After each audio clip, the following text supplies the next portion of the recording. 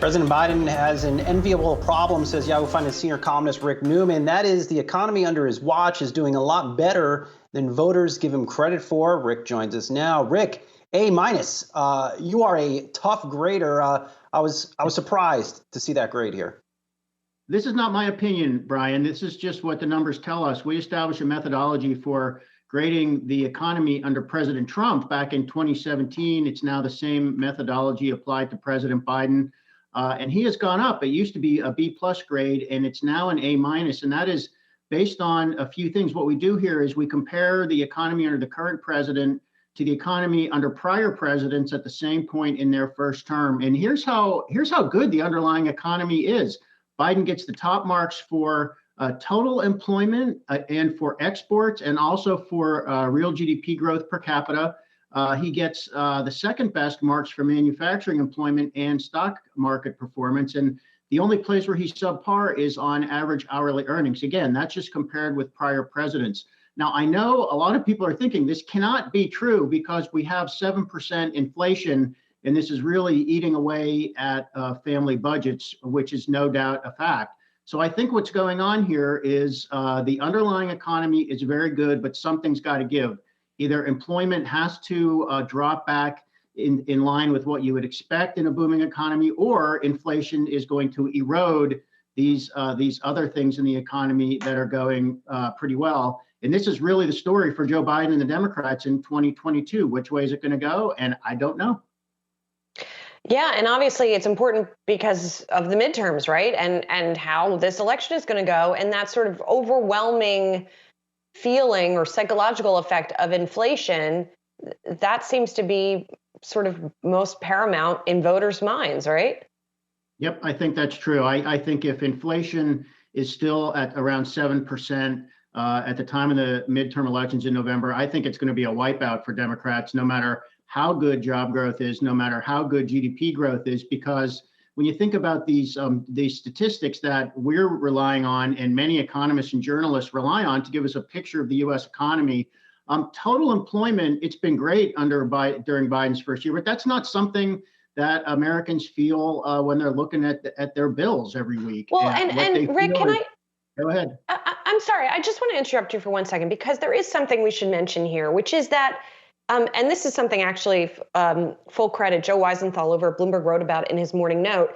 There seems to have it has now been accepted conventional wisdom that one of the reasons we have inflation is because of the fiscal stimulus.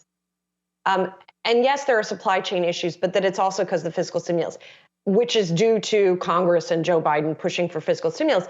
But is that actually the case? Can we draw that direct line from the stimulus to inflation? And at least in his note, Joe argued that not necessarily. So I think anybody who's looking for a simple story or a simple answer on inflation is going to get the wrong answer. I don't think it's simple. I think it's a bunch of different things.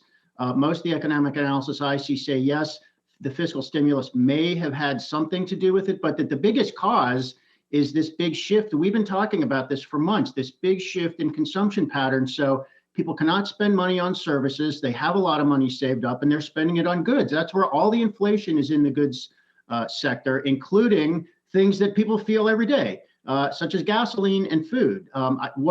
There's a good chance that when we get back to normal, people are going to spend more on travel, they're going to spend more on going out, and they're going to spend less on goods. And so we're going to see that the highest levels of inflation fall back a little bit.